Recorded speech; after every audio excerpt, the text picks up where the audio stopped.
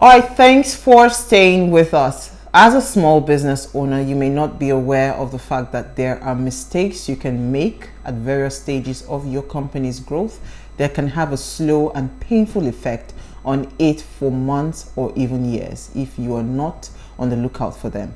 Now, it is true that mistakes can be made and they are not limited to startups. Many working businesses, including those that you might consider to be successful because they've been in operation for more than a decade, are still producing them and are potentially causing significant financial and or time losses as a result of their actions. So, but what are the common mistakes and lessons for success SMEs should take note of in 2022? Now, with experience in various disciplines, including customer experience, customer service, customer loyalty, digital marketing strategy, content development and training, both in the public and private sector across 2 continents, Uti Elu has been exposed to varied business styles, strategies, and approaches. And she will be one of our guests / co-anchor for today. Akanimbo Ojo, on the other hand, has over 14 years banking experience covering marketing, sales, product development, management, creation, and implementation of customer value proposition. Within this time, she has developed flagship products and value-added services for top financial institutions in Nigeria, contributing significantly to the growth of their SME portfolio. And she's our second guest for today. And they've joined us as always. Now, please let us hear what you have to say. Remember, you can join the conversation. Send us an SMS or WhatsApp to 081-803-84663. I don't know how to juggle guest / co-anchor in my head, but we know where we are, right? So, I mean, it was important for us to have this conversation because, given that Fridays are days that we focus on businesses, anything finance, and all of that, and we're just looking through, what's it called? What do we give back to the people watching? Because this is an important time. Every January is an important time for every business. Some businesses actually start in October, they start in November, they start to put in the plans and all of that. But for one-man businesses, I'm sure a lot of them shut down and they start from January. So, and I know that there should be some kinds of strategy when it comes to success. I believe in principles of success. It's universal. Once you apply those principles, you would succeed. And there are also common mistakes that is unique to most businesses. So it was important for us to have this conversation around, first of all, the mistakes that small businesses make and how do we position ourselves for success. So who's going to go first? I don't know. You are the host. You are the SME person. Funny thing, let me digress a bit. So I recall there was once one of our hosts, when she found out that I actually do a 9 to 5, she was like, "You guys work?" So yes, we work. So going back to the topic at hand, sometimes when people say the word SMEs, the first thing that comes to mind is trade. If it's not trade, it's a one-man business. But if you look at the definition, it's actually a whole range. So if you're in Nigeria and you're even doing businesses up to 500 million naira, you're an SME. You're an SME. And so sometimes people struggle in their head when you're having an event for SMEs and then they're like, me, SME, no. Oh, that's but really, true. Yes. So even if you're employing up to 100 people, you're an SME. If you look at even with a turnover of 500 million, yes. I didn't know that. Yes. Where's Milola? Let me tell her this one. Because when I call her SM, she said I'm not a small business. But she is a small business. And we missed the medium in so it's actually micro, small and medium. But I think just because we want to shorten the term, we always say SMEs. And SMEs are the big guys. If you also look at that stats, you find out that the micro businesses make up actually 99% of the that circle of business that we have in Nigeria, and the SMEs are less than 1%. In fact, they're around 70-something thousand by what Smith put out, which is as old as 2017. But that's what we have to deal with. And so when you look at that whole gamut and the whole people, you begin to see that even that eatery that you go into is an SME, and then it begins to come together to you how important SMEs are to our economy. So take away all the SMEs. People will have jobs. We don't have jobs. We don't have businesses. We don't have anything. They contribute the to economy is over gone. 86% of the jobs that we have today. So it's a whole big, vibrant and important sector. So when we talk about the mistakes, really, they're every year. You just mentioned about how someone does not see herself as a small business. That itself is a short-sightedness, as in you don't even know where in the calendar that you fall. And for me, there are a lot, but for me, I just want to focus on 7 things this night as we progress. The first one for me is about people. Now, people don't understand that people make businesses. And that's why you see the Googles of this world, the Microsoft, they're looking for the best people. If you also look at the corporate strategy of people, the corporate strategy of big organizations, people is an essential part. Now, that is one of the things that small businesses take for granted, people. Your businesses are built around people, whether or not you like it. So things like communication, how you talk to the people that carry your dream is very important. You'd want to say, yes, so I'm the vision carrier. You're deceiving yourself. And it's something that people begin to realize, that you might birth a vision, but people carry that vision for you. People are the ones talking to your customers. People are the ones delivering your service. So that is your vision. So people are helping you implement that vision and mission statement that you have. If your mission statement is that you want to bring happiness to everyone that encounters your business, it's people that would help you deliver that. So people are important aspects that SMEs take for granted. They're like, tomorrow we'll go, I'll sack him tomorrow, he will go. So things like training, things like communicating that vision is not there. There is no strategy, there is no plan to communicate your vision to people. So another, where the big organizations are winning is that you enter some organizations, they have a chant. It's in their head. Sometimes they might laugh about it, but that's what is seeping through them. And they know what they're doing when they're putting trainings in place. They know what they're doing when they're giving you little liberty. So people is very essential. And if you must succeed, you must carry along people. You must communicate that vision. You must live it. It must be in your culture. I don't care how big you are. You're just surviving. Or no matter how you have grown. Just imagine if you were growing with people. That's the extent to which you can grow. Okay, so that for me is one. I'll just take the second one and I'll laugh and see God. Number 2 is digitalization.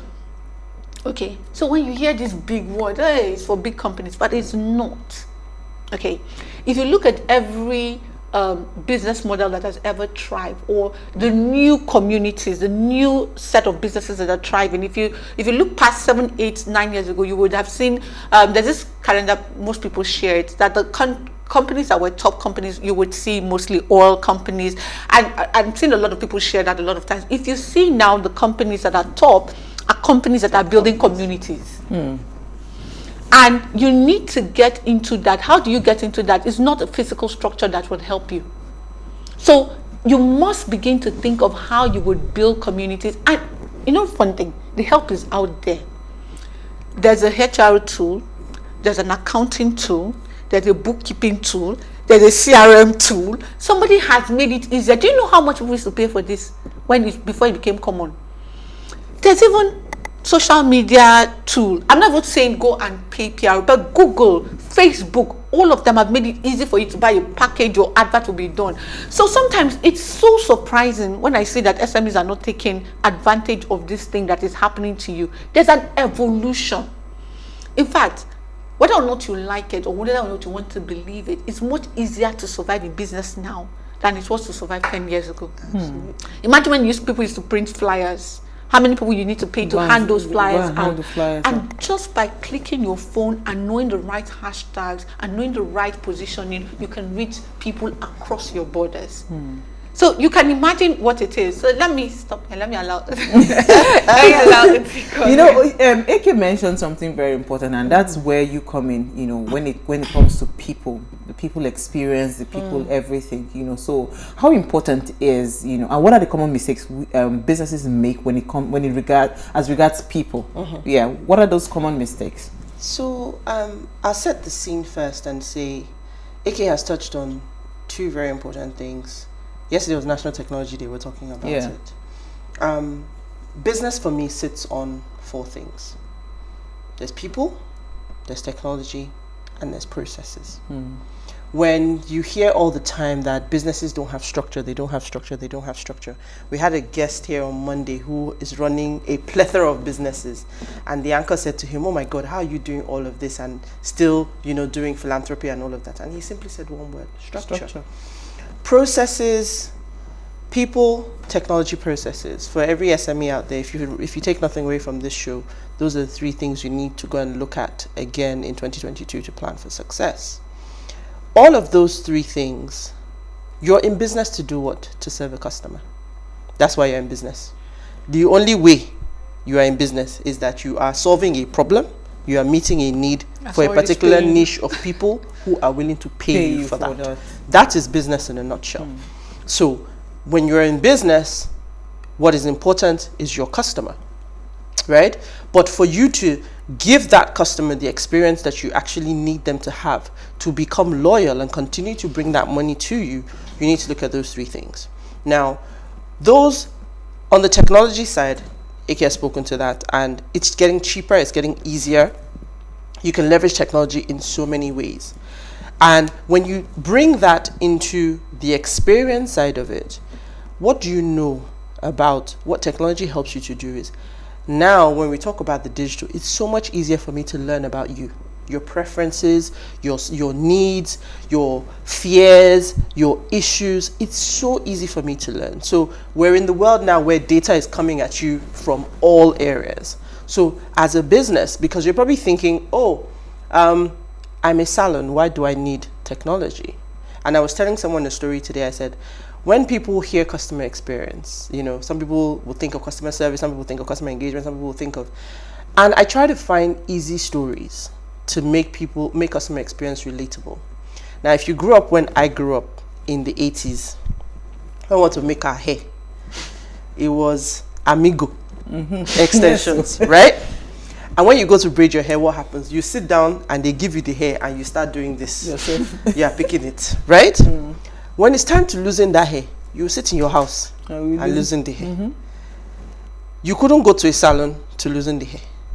Nobody wanted to waste time to loosen the hair. In that experience of you doing hair for you was work. You were part of the process of doing your own hair. And then somebody wakes up one day and says, how can I make this? How can I differentiate? What can I do differently? And I went to a salon one day and all of a sudden, they had somebody standing there giving hair. I'm thinking, so I don't have to give hair in this process of braiding. I can do something else. Oh, wow. Guess what? I'm coming back to that salon. Then you come to this same salon and you see, they can loosen the hair for you.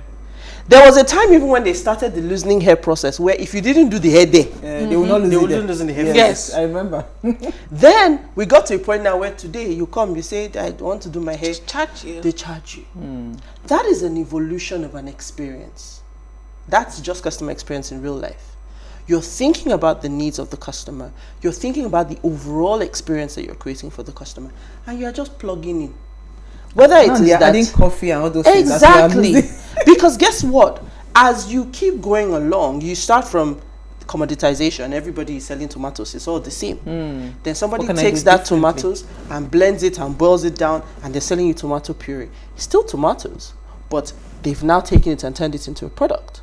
I can take that same tomatoes and I can turn it into a service and give you fantastic smoky jollof rice. It's still the same tomato. The person who started out buying tomato wanted jollof rice. You have just decided to sell me tomato. I decided to sell you tomato puree, and you just said, you know what? Let me charge you premium. I don't give you the rice. That's customer experience. So the idea is that where we're coming from, the tomato, which is what a commodity, everybody sells it, there's no differentiation. Tomato is a tomato, is a tomato. I can come and brand my tomato puree, you call it this, I call it this, it's the same thing. You see, but when you get to that jollof rice, there's a magic formula. You can't tell the mix of what spices, and that's where differentiation starts to occur. And that's where the real success and the money comes. And that's where the money comes, because guess what? 100 naira tomato becomes 2,000 naira jollof rice. Do you guess what I mean? Yeah. So that's how businesses need to start to think about the experience. It's not service, because experience is a journey. It's a starting point to a finish point, and it's everything in between. Service is simply a bus stop in that journey. I have a question, I need an answer, and I come to you. But guess what? Long before, I've heard about you on social media. I may have heard good or bad things. Your experience starts from there. You need to manage that, whether it's good or bad. At the time when I'm thinking, I need a phone. Which phone am I choosing? What is my preference? What information am I giving you? What do I know about you that makes me tell you the right thing about my phone for you to pick it up? Because a phone has a plethora of functionality. What might interest you might not interest me. I have to have all that information. So you start to see that it's not a spot in time where somebody says, something went wrong, I need your help. That spot in time that is service is also critical. But you have to think beyond that. So most businesses, and particularly in the SME space, they think, I don't have a lot of money, so I'm not going to focus on all these things. I'm focusing on marketing. I'm focusing on people. I'm focusing on products. You don't lose it at the end of the day. But all of these things are serving a customer. And I always ask the question, who is your customer? You know what? On that note, let's take a very short break. We'll be right back.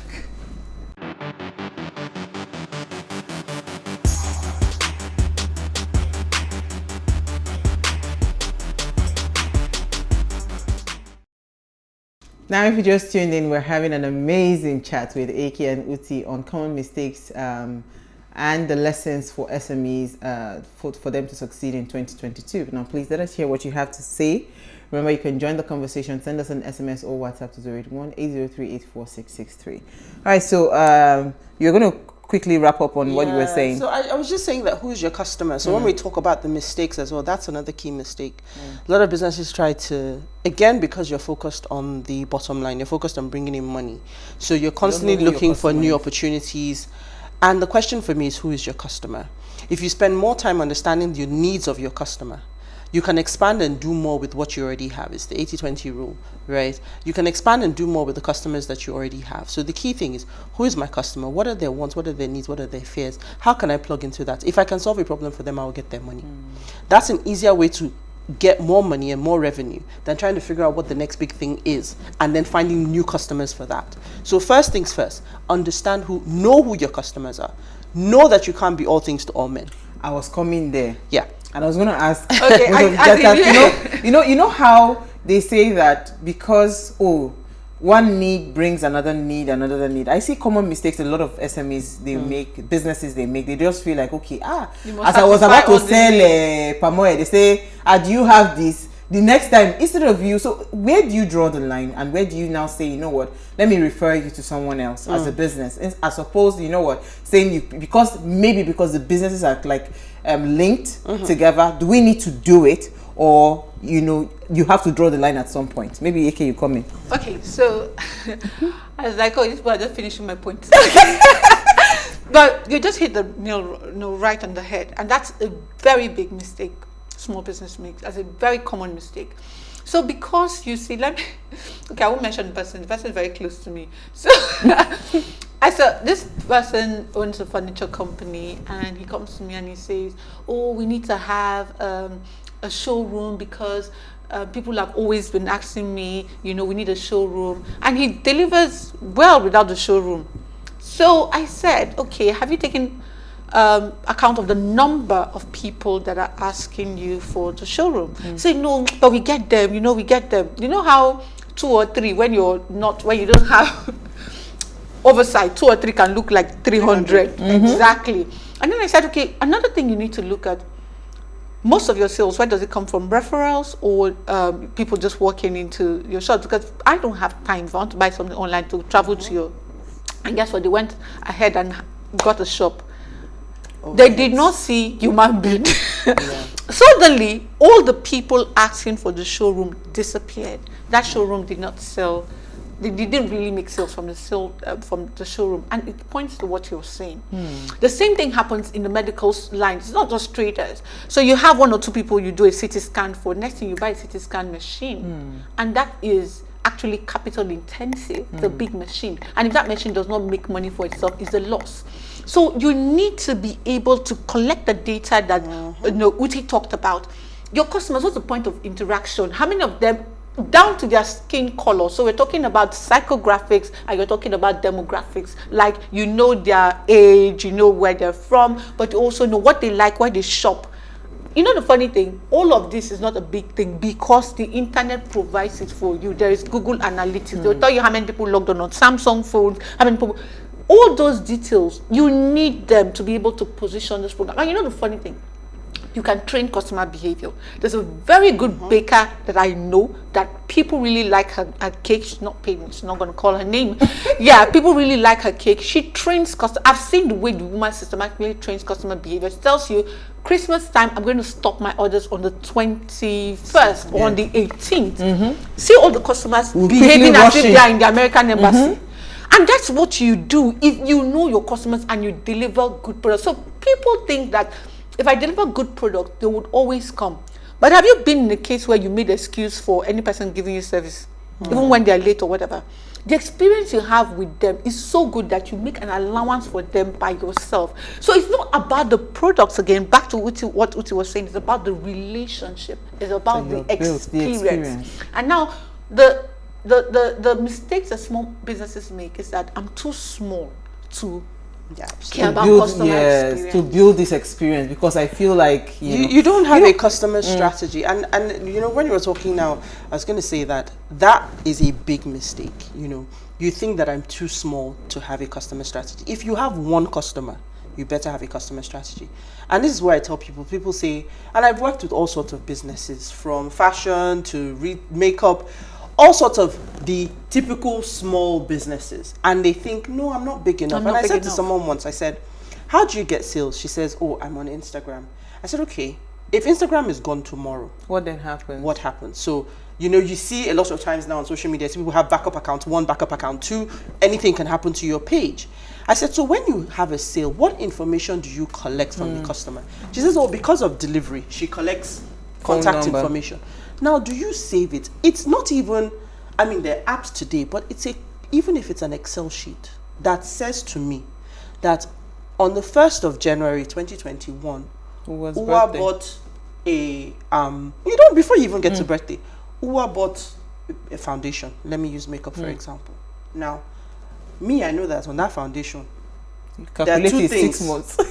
The manufacturer of the foundation says once you open it, use it within 6 months. Then I say on average, a couple of makeup artists, guys, foundation, heavy user, not so heavy user, how long does it take? And they say, give or take, if the person is a heavy user, maybe 3 months. So guess what? In 3 months, I'll be like, hi Uwa, how are you? Just checking on you. How's it going? You know, and so the power of engagement is one of the things I want to talk about, because businesses sometimes miss out on these things. I always tell this story, how much I love going to Lagos Island. I love markets because every time I go into the market, from the minute I enter that street, people start greeting me. And every single person that I've ever come to that market with, she will ask you, how is that your sister? How is that somebody? How is your child? You bought this thing the last time. Do you still have? They will put a chair for you and they make you feel like a queen. That's how I feel anyway when I go to the market. And some people are telling me, when I can just go to the market. I said, nobody sent you. But you see, these guys have been selling commodities for so long. And they're selling it all of us on this stretch are selling tomatoes. How do I differentiate? So they know that once I've gotten you as a customer, you see them, the minute you appear, they're like, no, that's my customer, that's my customer. They are making cheers, they are fighting. And they're making you, and you know, and that is engagement, that is customer experience, because they've had to fight this battle for so long. So when companies come in these days, all these newfangled businesses, we think it's something different. It's not. You have to stay in your customer's face. You have to keep engaging. You have to keep, so all these messages you get from banks and all these, happy new year, this, happy birthday, it's all engagement. But guess what? It's top of mind. And where you really want to be, top of wallet. When I want to spend that money, I want to remember that I bought it from you. You want to have a wallet It's share. even better that I am the one reminding you that this thing you did, I want you to come and do it again because you did it before. And you probably, I will be the one reminding you, thinking, oh, I didn't need it. Oh, but now that you've actually said it actually is true, I should get another one. So businesses now need to start understanding that no matter my size, from day one, data is the new oil. Treat your data with intentionality. Collect as much as you can.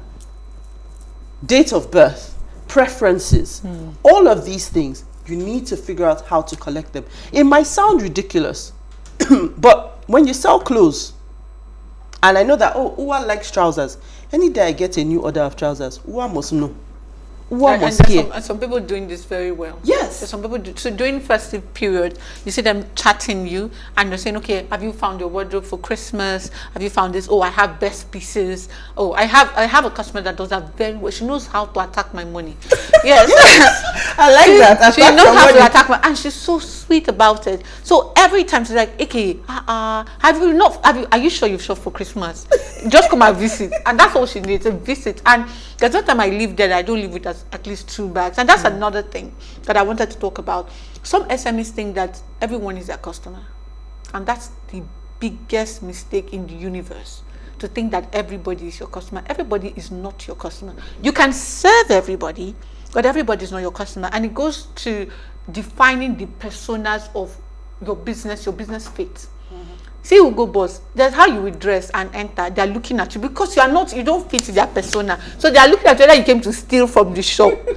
And that's because those shop attendants have been trained to spot their customers, although sometimes they get it wrong, you know. But what I'm going to the fact is that they have been trained to spot their customers and know their customers. And this would lead me to something else that I wanted to talk about, is that SMEs think that, especially if they've done business for 10 years, that they've known it all. And that they've grown. Yes, they've grown. So you see that they do not. Keep up to date with things. For example, you're sending your. Not every person that supplies like a big supermarket knows that where your goods are on the shelf is important. Absolutely. Exactly. You want your goods to be eyelined and not under. Because when you walk into a shop, what do you first look at? Your eyeline. That's where you go to, especially if it's an eye of the same product. So you see that the best products are usually at eye level, except you are specifically looking for something, and then your eyes will go through all the shelves. So if you don't know, auntie that have been doing business for 50 years, did they teach you that when you started business? Because these things evolve. They evolve. How people even react to the things. See words that we say. The word gay does not mean the same thing it meant 15 years ago. You could use it carelessly. The word banana, cucumber, they all have different meanings. No. So if you're not in the know, how would you know how to talk to the people that are your people? So you have to keep laser focused on learning, self-development. Again, I've said it that in these days it is easier to start a business. They are free. There are people on YouTube begging you to come and learn things, because that's also a stream of income for them. So you need to keep yourself in the know. What are the words? What are the colors? Things are evolving every day. It's someone's job to research what the color is doing to us right now. When I see red, how does it make me feel? What do I think about red? So do you think if some of your packaging should be in red, in blue, in green, in yellow, how does it reflect on people? If you don't keep yourself informed, then you would never know. Last thing I just want us to touch on is that you must need a loan. Oh, I'm not exaggerating. 4 out of 10 businesses that have ever approached me for a loan do not need one. You see somebody now, they tell you that their biggest problem is money. Okay, where would you put the money? That question cannot be answered. But there's this psychology that for my business to grow, I need a loan for it to grow. And you should be careful, because the loans are not free. A loan is not a grant. And these days, the credit bureau is improving. So records, we have BVN, and records are kept. A lot better. I think in the future, we'll start using credit rating systems to be able to ensure whether we can give you a credit or not. You get? So that concept of I need a loan. In fact, I'll tell you, start from friends and family. Exactly. Start from the people that will, please give me till next month to be able to pay you. Because again, you have, especially if you're a startup, you have not been there. Forget what you redo. Forget the business plan. I've not even taught that. Forget the business plan that you developed. Reality. Business plan is great because it would help you navigate the waters, but it's not all that there is. Because once you hit the market, there's a different reality. Steep curve. As in, when the market touch you, like, I don't mean slap you, when you touch you, you can have sleepless nights. So the thing is, you have to be ready for that. So play with the money that you have that you're not responsible for. And there is nothing wrong with starting small. Even if you have the money, resist the urge to shalaye. That's what they say. Resist the urge to go get the office that is worthy of your status. It's not about you. It's about the big. No, it's a very big mistake. I've seen people that have retired. They have their retirement money. Yeah, their payoff. Their payoff. They take it and and buy they 40 acres of land somewhere. You don't know anything about agriculture. You have never done it. There is nothing wrong with starting small and growing it gradually. Small and grow. Don't allow the business to be fancy and it's not paying money. In fact, you're using your money to make sure that the business is fancy so that your friends will be happy. That's another thing. Hug your mistake. But let it be, small mistakes that you can accommodate. Hold your mistake, then let it go and start again. The most important thing is to learn from those mistakes. I think I'm sensing that the time it's so interesting. But I was just going to say, because we really cannot exhaust this conversation. I was going to say that with the event of what happened from 2020, COVID and everything, how important is that word care when it comes to sustaining your business in terms of success? How do you do that to so again succeed? It comes down to people, right? So you have to be able to show your people. Customers are a lot more sensitive today. We're in the age of the customer, and customers are not just looking out for great products, they're also looking out for the companies, the values, their brands. I'm associated with certain brands because of the brand, right?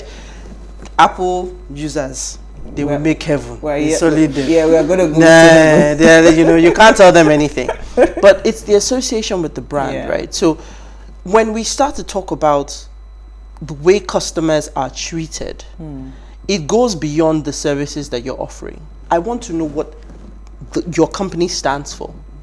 And when I'm comfortable with what the company stands for, I know that when something happens, the company is going to look out for me. So if you notice during the lockdown, so many companies were engaging their customers, not to say come and buy, just to check up on you. How are you doing? How are you coping?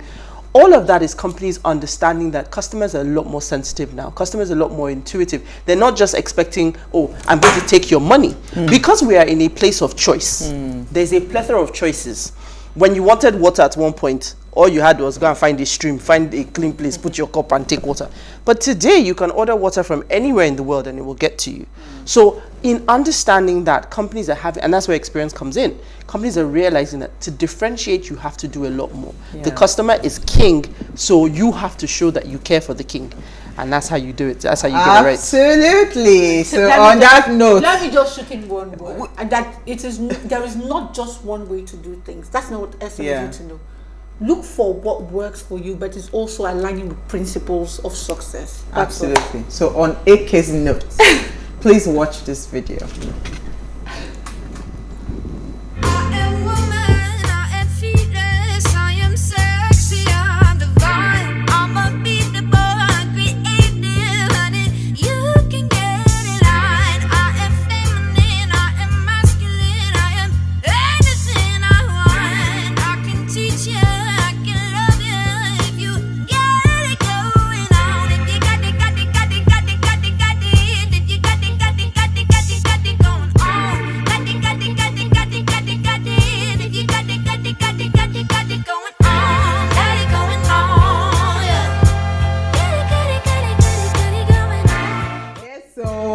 Our selfie queen.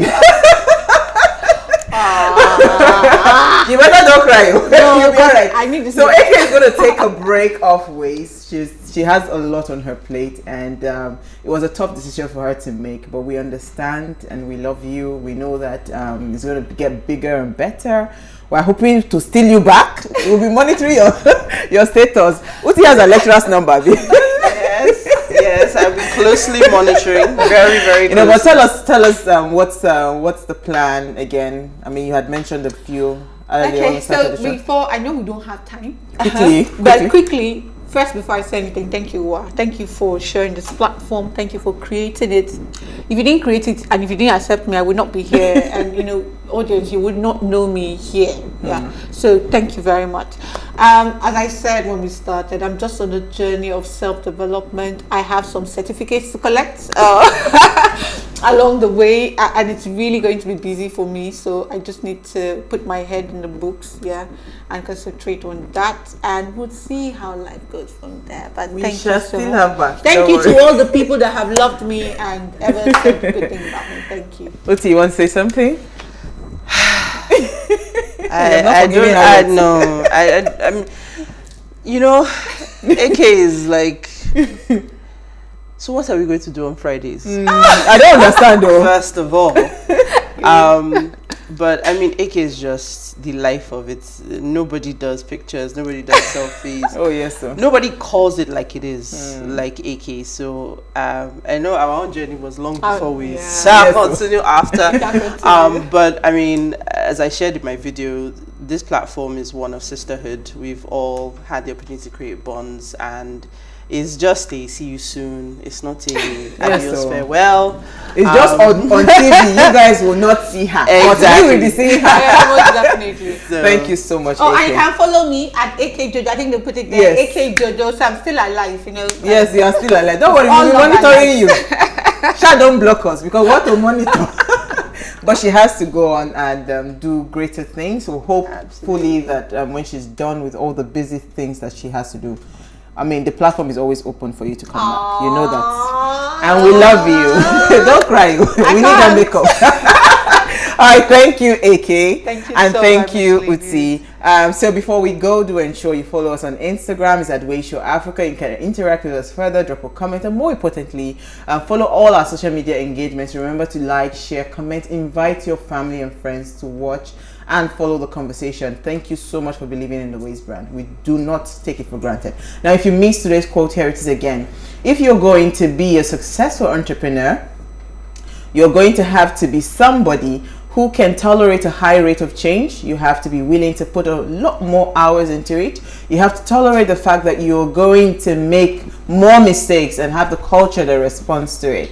I mean, that is really very key. We'll see you guys live on Monday as we bring another great conversation to your screen. Enjoy.